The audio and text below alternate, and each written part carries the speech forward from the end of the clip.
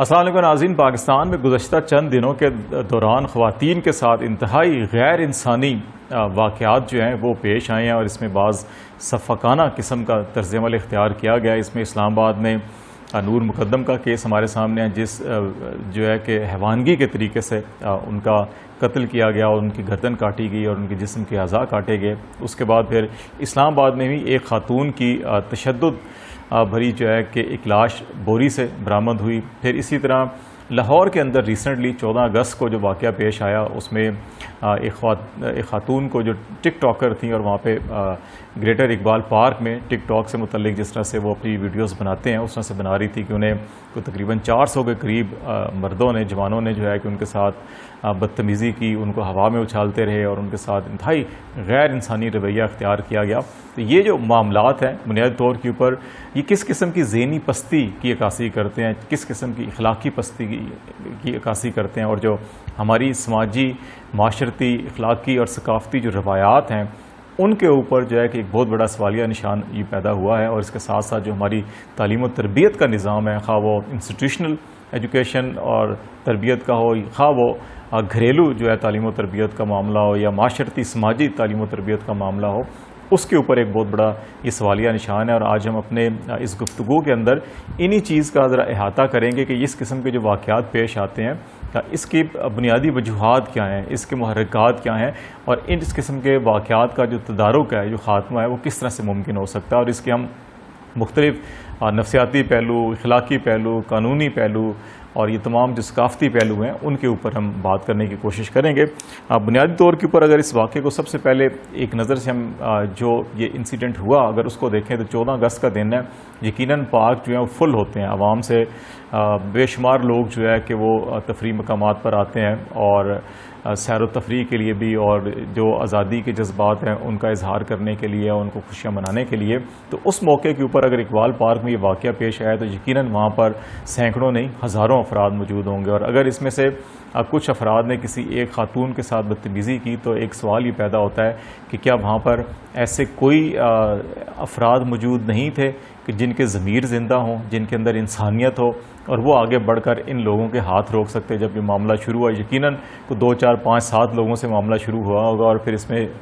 جو اور لوگ جو ہیں کہ اور نوجوان جو ہیں یہ گھسے ہوں گے اور انہوں نے ساری یہ زیادتی کی اور یہ سارا جو معاملہ ہوا، تو کیا وہاں پر کوئی ایسے افراد نہیں تھے کہ وہ ان کو شروع سے ہی ان کا ہاتھ روکتے اور ان کو روکا جا سکتا؟ یا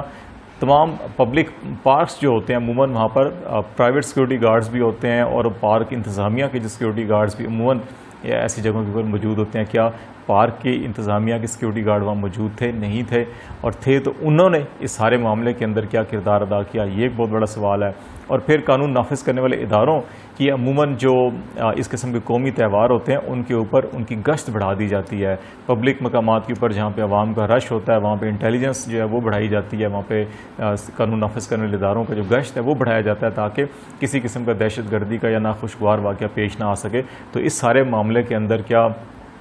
یہ قانون نافذ کرنے والے ادارے اور جو انٹیلیجنس اہلکار تھے وہ بھی یہاں موجود نہیں تھے؟ اور پھر ایک اور سب سے بڑا جو المیہ ہے کہ وہ 14 اگست کو یہ واقعہ پیش آیا اور 3 دن تک جو ہے کہ اس کے اوپر کوئی بات نہیں ہوئی، اور جب سوشل میڈیا کے اوپر چیزیں آئیں اور اس کے بعد جو ہے کہ اس کے اوپر پرائم منسٹر بھی نوٹس لے رہے ہیں، چیف منسٹر بھی نوٹس لے رہے ہیں، آئی جی بھی نوٹس لے رہے ہیں، اور تمام یہ جو نوٹس کا کھیل ہے وہ شروع ہو گیا، اور اب تلاش کی جا رہی ہے کہ اچھا وہ ملزمان مجرم کون تھے اور ان کے خلاف سخت کارروائی کی جائے گی، اور پھر رپورٹ درج کی گئی، FIR درج کی گئی۔ تو کیا یہ 14 اگست کو وہاں پہ کوئی ایک ایسا انسان نہیں تھا، باضمیر انسان، کوئی سیکورٹی اہلکار یا قانون نافذ کرنے والے کا افراد میں سے کہ جو جا کے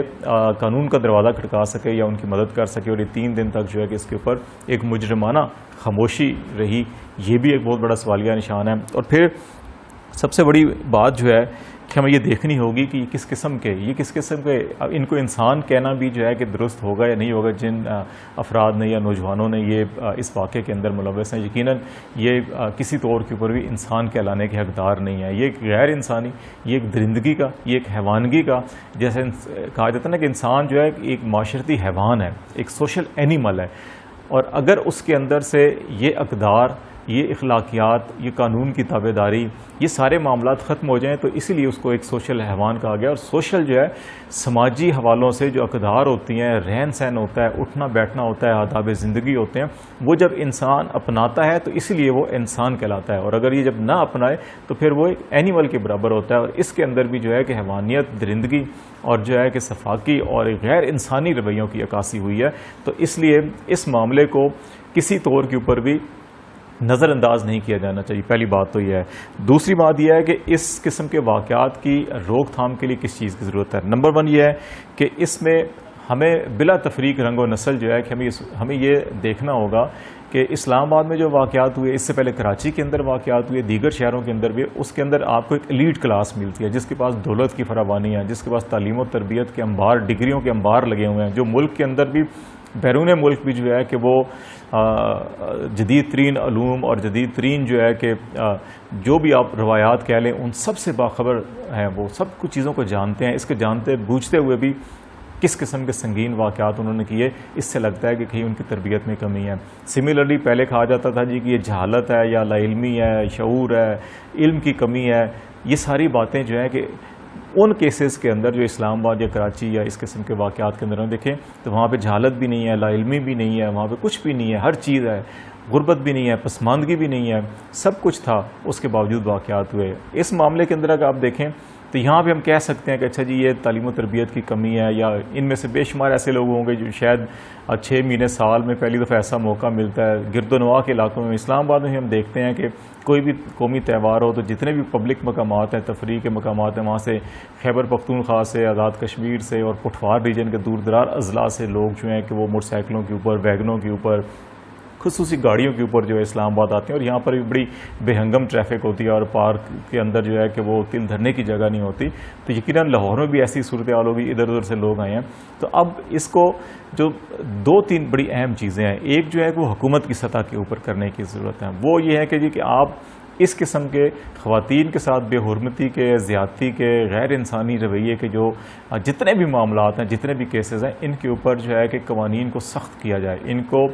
تمام ایسے واقعات کو سنگین جرائم کے زمرے میں لایا جائے اور ان کی سخت سے سخت سزائیں مقرر کی جائیں تاکہ ایک ایسا خوف قائم ہو. اور ان سخت سزاؤں پر عمل درآمد کے لیے اس میں کوئی حرج نہیں ہے. ہمیں وہ سو کالڈ لبرل جنہوں نے چہرے کے اوپر جو ہے کہ وہ اپنے لبرلزم کا ایک لبادہ اوڑا ہوا ہے کہ ان کی اچھا تنقید ہوگی جی سر عام کیوں سزائیں دی جاتی ہیں، فلاں کیوں جاتا ہے، یورپ کیا کہے گا، فلانا کیا کہے گا. ہمیں ڈیٹرنس، خوف قائم کرنے کے لیے ہمیں کچھ مواقعوں کے اوپر سر عام سزائیں بھی دینی چاہیے تاکہ لوگوں کے اندر خوف پیدا ہو اور لوگ اس طرف جو ہے کہ اس قسم کا واقعات سنا سوچیں. یہ ہوتا ہے فوری طور کے اوپر آپ خوف پیدا کرنے کے لیے کام کرتے ہیں، لیکن لانگ ٹرم پالیسی کے لیے آپ کو جنریشنز کے رویوں کو، ان کے ذہنوں کو بدلنے کے لیے، اس کی تربیت کے لیے جو ہے کہ ضروری ہے کہ ہمیں ان کی تعلیم و تربیت، خواہ وہ مدارس میں لوگ پڑھتے ہیں، خواہ وہ جو سرکاری اسکولوں میں ہیں، پرائیویٹ اسکولوں میں ہیں، انٹرنیشنل چین ہے اسکولوں کی، جہاں ہم نصاب کی بات کر رہے ہیں کہ یکساں نصاب ہو، تو اس نصاب کی تیاری میں ان امور کا خیال رکھا جائے کہ جو عہد حاضر کے تقاضے ہیں، جو آپ اپنے ملک کو 20، 25، 30، 35 اور 40 اور 50 سال بعد جو ہے کہ دنیا میں کہاں دیکھنا چاہتے ہیں، معاشی طور کے اوپر، معاشرتی طور کے اوپر، سماجی طور کے اوپر، ثقافتی طور کے اوپر، آپ انڈسٹری کے اندر کیا ترقی کرنا چاہتے ہیں، آپ ایگریکلچر کے اندر کیا کرنا چاہتے ہیں، آپ انجینئرنگ کے اندر کیا کرنا چاہتے ہیں، آپ ڈیولپمنٹ سیکٹر کے اندر کیا کرنا چاہتے ہیں. تو وہ سارے اپنے اہداف سامنے رکھ کر اس کے تناظر میں آپ ایک تو پہلے جو پرائمری ایجوکیشن ہے اس کے اندر تمام کی تمام جو تعلیم و تربیت کے بنیادی تقاضے ہیں کہ بچے گھروں سے باہر نکلیں، بڑوں کا ادب کیسے کرنا ہے، روڈ کیسے کراس کرنا ہے، پارکس کے اندر کیسے گھومنا پھرنا ہے، ایک دوسرے کی عزت کیسے کرنی ہے، ہمیں جو چھوٹے ہیں ان کے ساتھ کیسا رویہ ہونا ہے، بڑوں کے ساتھ کیسا ہونا ہے. یہ جو بنیادی چیزیں ہوتی ہیں، زندگی کے آداب ہوتے ہیں گھر سے نکلنے کے، وہ سارے سکھانے چاہیے. پھر اس کے ساتھ ساتھ جو ہے کہ جیسے جیسے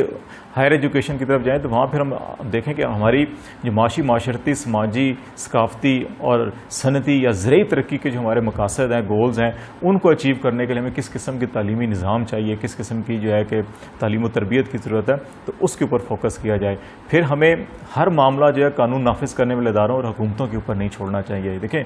بحیثیت انسان ہماری ایک فرد کے کچھ جو ہے کہ ذمہ داریاں ہوتی ہیں، کہ معاشرے کے فرد ہونے کی حیثیت سے ہماری کوئی ذمہ داری ہیں، ہمیں بطور ریاست کے شہری ہونے کی بھی کوئی ذمہ داریاں ہیں، ایک خاندان کے فرد ہونے کے بھی ہماری خاندانی گھریلو ذمہ داریاں ہیں۔ والدین کو اپنی ذمہ داریاں پوری کرنی چاہیے، بچوں کی تعلیم و تربیت کے اوپر توجہ دینی چاہیے، ان کو گھر سے باہر نکلنے کے آداب بتانے چاہیے، اور اسی طرح جو ہے کہ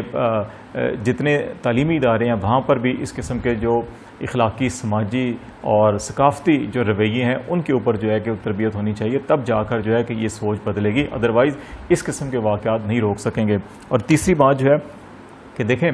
انسان ہم اپنے ارد گرد ماحول کو دیکھتے ہیں، ہمارے پاس موبائل فون ہیں، گاڑیاں ہیں، موٹر سائیکلز ہیں، ان کے اندر کوئی بھی میکینیکل خرابی آتی ہے تو ہم فوراً جو ہے کہ ان انجینئرز کے پاس، ان مینوفیکچررز کی جو گائیڈ لائنز ہوتی ہیں، جو ان کی بکس ہوتی ہیں، یا ان سے رجوع کرتے ہیں یا انجینئرز اور میکینک کے پاس رجوع کرتے ہیں جا کر کہ اچھا اس میں خرابی ہوگی، اس کو ٹھیک کر دیں۔ دنیا کے اندر جو سب سے بہترین انجینئرنگ آج تک اسٹیبلشڈ سائنٹیفک انجینئرنگ جو سب سے بہترین ہے دنیا کی، وہ انسان کی تخلیق ہے۔ اس کے اندر کتنے اعضاء ہیں، کتنے اس کے اندر جو ہیں وینز ہیں، کتنی اس کی ہڈیاں ہیں، یہ ساری کی ساری نیٹ کے اوپر، ہر جگہ کے اوپر یہ انفارمیشن اویلیبل ہے۔ اس بہترین شاہکار کو احسن طریقے سے زندگی گزارنے کے آداب بھی اللہ تعالیٰ نے ہر دور حکومت میں، اگر جیوز کا دین تھا تو ان کو اپنے احکامات کے ذریعے بتایا کہ کس طرح سے زندگی گزارنی ہے۔ اسی طرح کرسچینٹی کے جب دین آیا تو وہاں پر بھی اللہ تعالیٰ نے ان کو بتایا، رہنما اصول مقرر کیے۔ اسلام آیا تو اسلام کے اندر بھی رہنما اصول مقرر کیے، تو ہمیں ان رہنما اصولوں سے ضرور رہنمائی حاصل کرنی چاہیے۔ ہمیں وہاں پہ زندگی کے جو آداب ہیں، وہاں پہ جو ثقافتی آداب ہیں، سیاسی آداب ہیں، معاشرتی آداب ہیں، ان ساروں کو دیکھنا چاہیے اور اپنی نسل نو کو بتانا چاہیے۔ اس میں ہم، کیونکہ پاکستان جو ہے ایک ملٹی ایتھنک ہے، ملٹی لنگوسٹک ہے، اور ملٹی ریجن اور ملٹی سیکٹرین جو ہے کہ یہ ایک کمیونٹی ہے پاکستان کی، تو اس کے اندر ہمیں ان تمام ادیان سے وہ لیسنز لے کر جو انسان کی زندگی کو بہتر بنانے کے لیے مقرر کیے گئے ہیں، ان کی مبنی کے اوپر جو ہے کہ ہمیں ایسا ایک نصاب ترتیب دینا چاہیے، اور اس کو پروموٹ جو ہے تعلیمی اداروں کے اندر بھی، ان کو اپنی جو ہماری سول سوسائٹی کے ادارے ہیں وہاں پر بھی، جو سرکاری ادارے ہیں وہاں پر بھی جو لوگوں کو پتہ ہو، اسی طرح تمام جو پرائیویٹ انسٹیٹیوشنز ہیں ان کے اندر بھی اس چیز قسم کی تربیتی لٹریچر کو فروغ دینا چاہیے، تاکہ اس چیز کے معاشرے کے اندر جو غیر انسانی رویے ہیں، خواہ وہ خواتین کے ساتھ ہو رہے ہیں، بچوں کے ساتھ ہو رہے ہیں، مردوں کے ساتھ ہو رہے ہیں، انسان ہے، خاتون ہو، بچہ ہو، مرد ہو، سب انسان ہے، تو اس قسم کے رویوں کے خاتمے کے لیے ضروری ہے کہ ہمیں قوانین کے اندر سختی لانی ہے، ان کو سنگین جرائم میں شامل کرنا ہے، پھر ان کی سخت سزائیں ہونی چاہیے، سزائیں پبلکلی بھی ہوں تو اس میں کوئی حرج نہیں ہے، اور پھر تعلیم و تربیت کے اوپر فوکس کرنا ہوگا، اور ان رہنما اصولوں سے ہمیں رجوع کرنا ہوگا جو کائنات کے خالق نے اور انسان کے خالق نے بنائے ہیں۔ تخلیق اگر انسان کی اللہ نے کیا تو یقیناً وہ اس کے مزاج سے، اس کی جبلت سے ہی واقف ہے، اسی لیے اس نے کچھ رہنما اصول بنائے ہیں کہ زندگی کو گھر کے اندر اور گھر سے باہر کیسے گزارنا ہے۔ ہمیں ان اصولوں کو اپنانا ہوگا، تب جا کے معاشرے سے اس قسم کے جو ہے کہ رویوں میں کمی ہوگی۔ خاتمہ جو ہے شاید وہ نہ ہو سکے، کیونکہ جہاں خیر اور شر کی جو ازل سے جنگ جاری ہے وہ ابد تک جاری رہے گی، اور شر جو ہے ہمیشہ انسان کو اور چیزوں کو گمراہ کر کے برائی کی طرف لے کے جاتا ہے، لیکن شاید ہم اس کو خاتمے میں تو نہیں، لیکن ایسے رویوں کی کمی کرنے میں شاید ہم کامیاب ہو سکیں گے۔